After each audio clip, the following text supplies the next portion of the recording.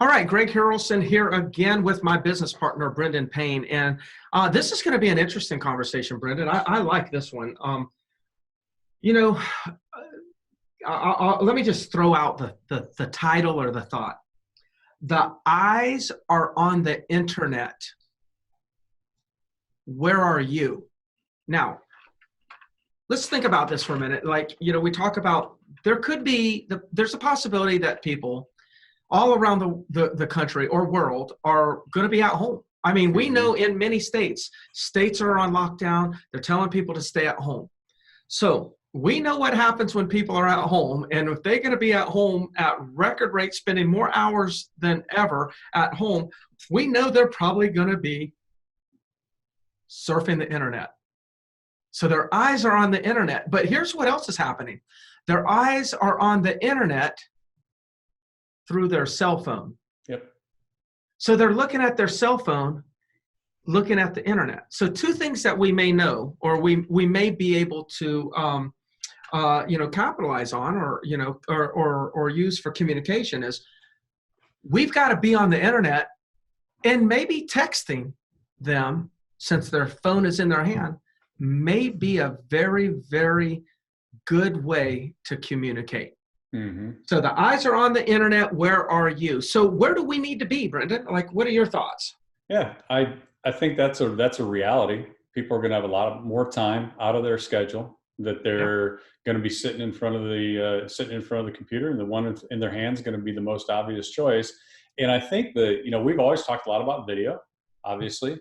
And I think the difference now, though, is let's just play out a scenario. Somebody's on and they're kind of flipping through and they're looking at some properties, or they're just in their head. They're just, they were looking at purchasing at some point this year. They've got a little pause. They're going to go back to it. Like, hasn't changed their total plans. They got a little extra time. They're flipping through some stuff.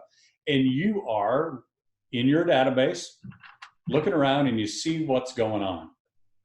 Two parts to that. One, if there's a concern, a fear, or an uncertainty on your part on whether I should communicate with that person or how I should communicate, there's an opportunity that really could be missed there to engage with them.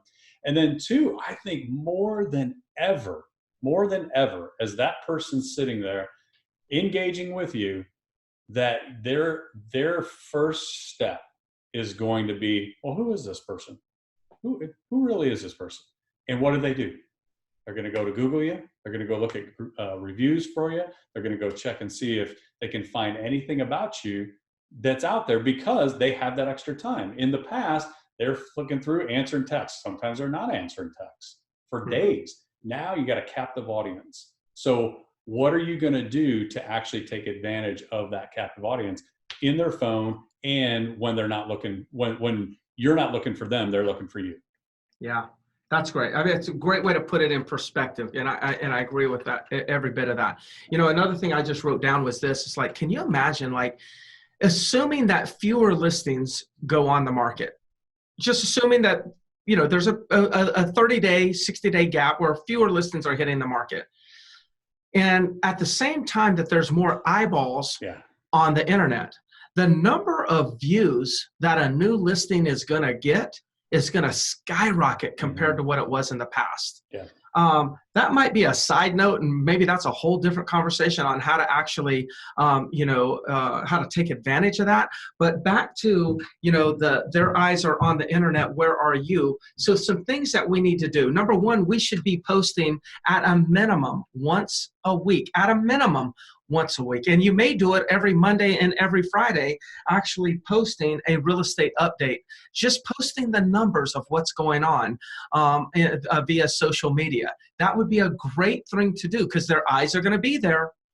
And they're probably going to start looking at things on social media that they never looked at before. Like, they may go to Facebook to look at their Facebook feed and maybe some of their friends and some of their other things. But for the first time, they may start typing in Columbia real estate, Charleston, Myrtle Beach real estate, things like that. They've got extra time. So they're going to explore, and they're more likely to find you today. That would be an example. Now you could take that same video update and put it on YouTube, and then now for anybody who starts searching on YouTube, they have the ability to find your stuff. That's what we're talking about being on the internet. So we want to monetize the eyes. We want to capitalize on the number of eyes that are on the internet. What else could we be doing? Well, I think one of the things too that we have to realize, and my hallucination is that this is correct, but I don't have numbers to back it up. But just think about what's happening right now in your own mind, in your own hand, on your phone. If you have any level of interest in kind of where things are at or what's coming up, look at the frequency with how you check for updates right now. Yes. You're checking for updates right now on what's going on in your city, in your county, in your state. When the schools this past weekend, it was every few hours. Did they make an announcement? Did they make an announcement? Did they make an announcement? Announcement's coming at 4. Did the announcement happen at 4? It happened. So the frequency with which we're willing to consume information that we're interested in is through the roof. Now, the buyer, the seller that were kind of on the fence, I might do something. They might have zero interest right now. Yes. The buyers and the sellers that are going to do something, there's just a temporary lull in what their actions are and actually taking the steps forward. They want more of what's happening with the market. Is there going to be better buys?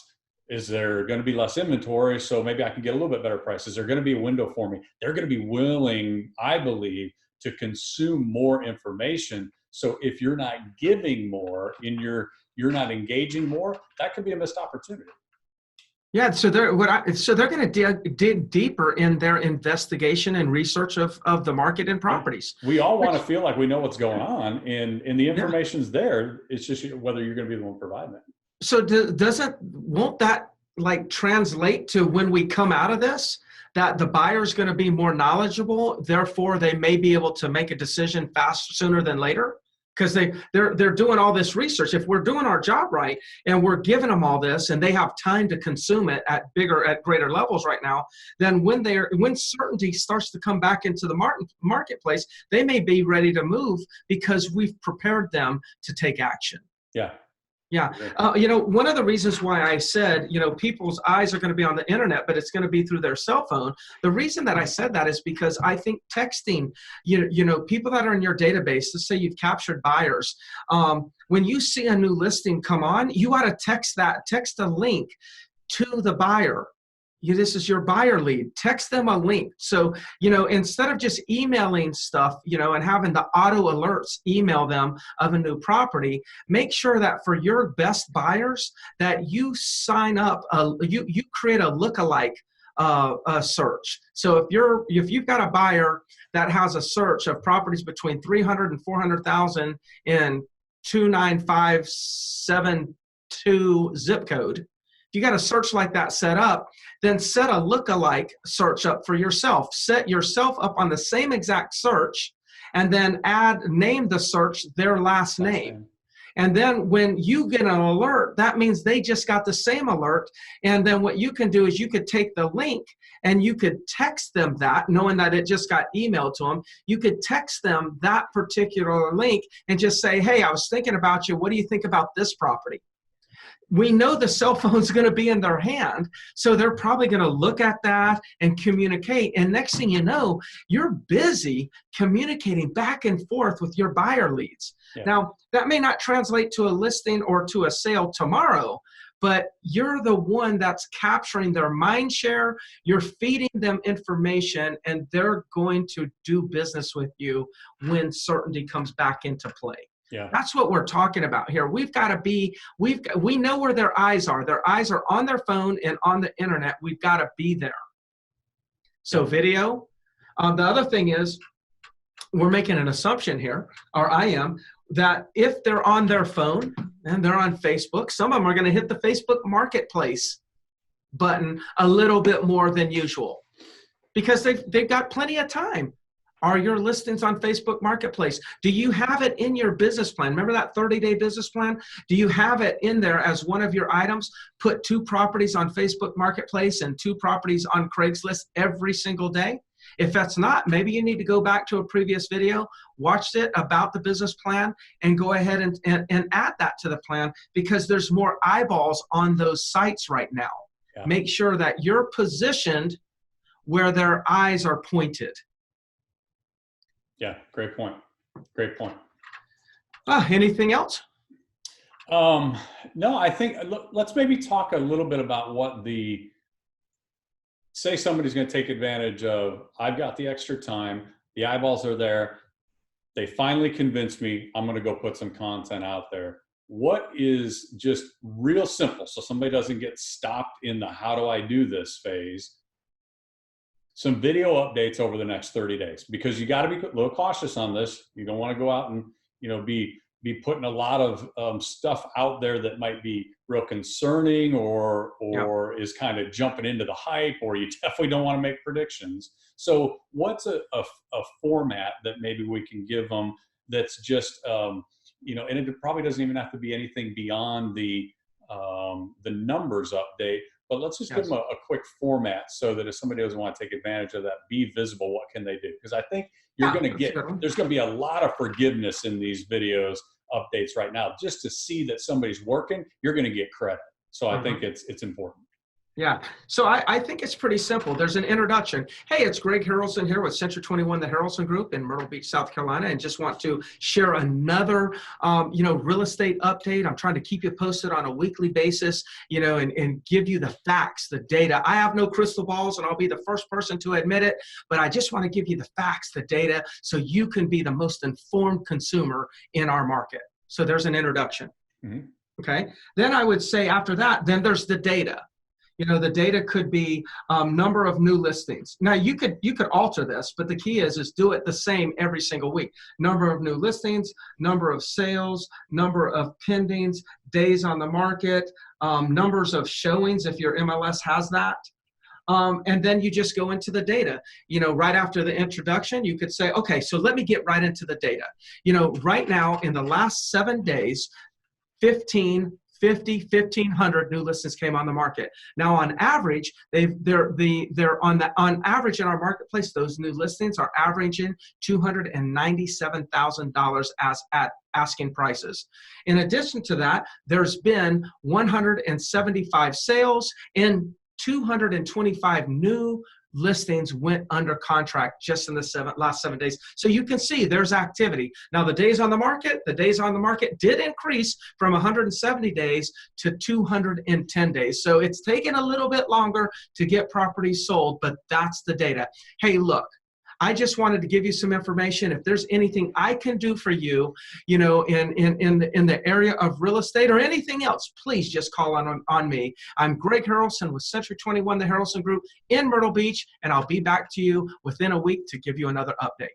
So it's intro, it's data, and it's outro. That's it. Keep it just like that. There you go. Now you got it.